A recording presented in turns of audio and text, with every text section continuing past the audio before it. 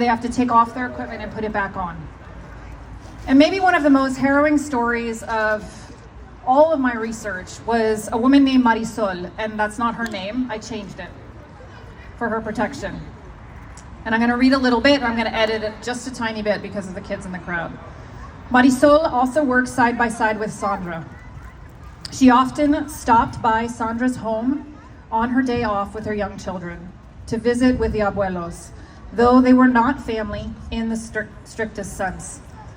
When Marisol sat down to talk, the tears swelled almost immediately.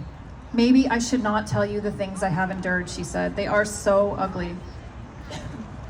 A relative had paid for her trip from El Salvador, where she was 5 months pregnant, and between the violence and the dire poverty, she had to get out of El Salvador for the sake of her future child. And I won't read this part, but she did suffer some extreme harassment on her crossing. And when she finally arrived at the United States, she got her first job. And she had crossed the border without authorization, so she had limited opportunities coming here. Her first job was in the lavada, the cleaning shift of the slaughterhouse. She cleaned guts, muscle, fragments, fat, and bone from the equipment. It is the very worst job in the slaughterhouse, reserved for those who are truly living in the shadows, including children. And I don't know if you remember, but last year, 8 major companies were fined for illegal child labor of children in slaughterhouses using them at night. And they were fined minor amounts. There were nothing for these companies. Marisol found it unsurprising that there was the widespread use of illegal child labor. She felt that given the lack of rigor in paperwork, the companies would see no difference between her and employing children.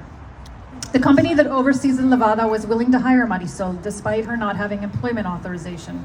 Her job was to use a high-pressure hose full of hot water to spray down the equipment.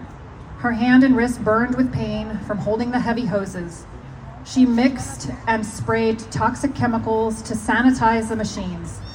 She'd arrive at 9 p.m. and finish at 6 a.m. when she'd return to her baby, her newborn baby. Now the book goes on to describe Marisol's abuse and harassment, both at home and in the lavada.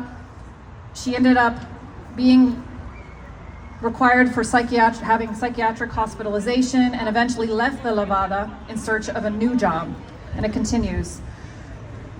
Unable to take the harassment of the lavada shift any longer, she took a job in a pig factory farm, and the signing bonus allowed her to move into her own place. Finally, she had a place of her own. But to her horror, the work was worse than she could have ever imagined.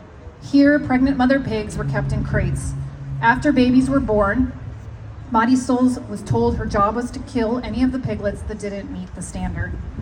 I didn't want to, but I had nowhere to turn, nowhere to go. What choice did I have? Now, Marisol's story is that she eventually does get legal status. And as soon as she gets her legal status, she's out of there. She's not in a slaughterhouse, she's not in a factory farm. She works in a tax office, and in fact starts a vegan line of makeup, which is amazing. Awesome.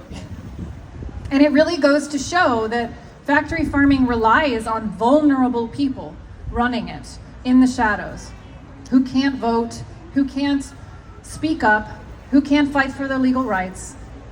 And without those people, it wouldn't function. And I spoke